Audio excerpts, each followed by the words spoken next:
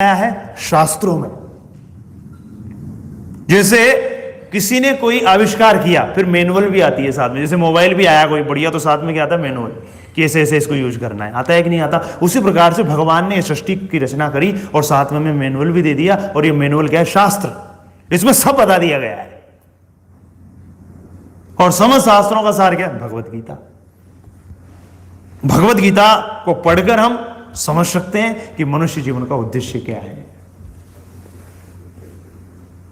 मनुष्य जीवन का उद्देश्य क्या है।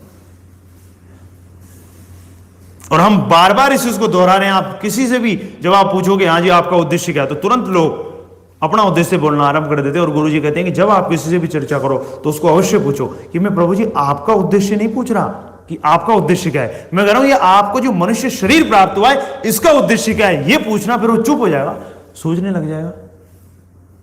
अगर बुद्धिमान होगा तो बोले ये तो मुझे पता ही नहीं है, ये तो मुझे पता ही नहीं है।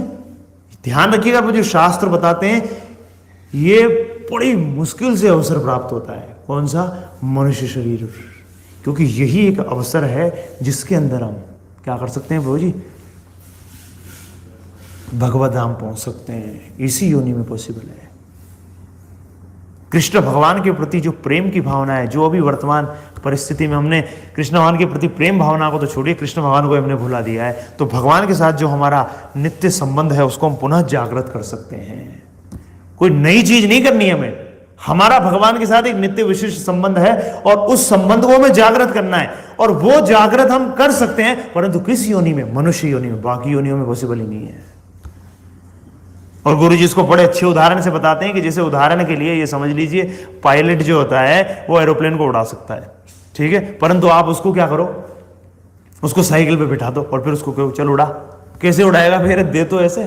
तो उसी प्रकार से भगवत धाम जाने के लिए कौन सी योनि है जो फिट है, जिसको इस्तेमाल करके जैसे एरोप्लेन जब होता है तो फिर उड़ा सकता है पायलट, उसी प्रकार से हम भी सब ध्यान रखिएगा, हम सबके अंदर काबिलियत है कि हम भगवत धाम जा सकते हैं, परंतु इसके लिए जो फिट योनि है, जो हमें सपोर्टिव है, वो कौन सी योनि है? मनुष्य योनि। इसलिए इस मनुष्य योनि को के अंदर हमें पहली चीज समझनी चाहिए, हमें पहली शिक्षा दी जानी चाहिए कि ये मनुष्य योनि मिली किस लिए। ये पहला लेसन पढ़ाया जाना चाहिए।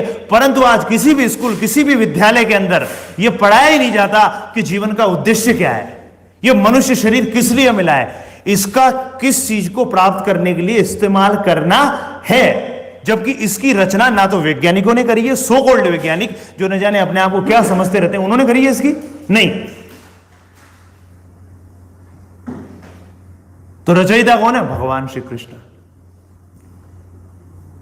भगवान श्री कृष्ण कह रहे हैं कि मेरी अध्यक्षता में चल रहा है सब कुछ। तो सृष्टिकर्ता कौन है? भगवान श्री कृष्ण। भगवान ही प्रकृति पे दृष्टिपात करते हैं। भगवान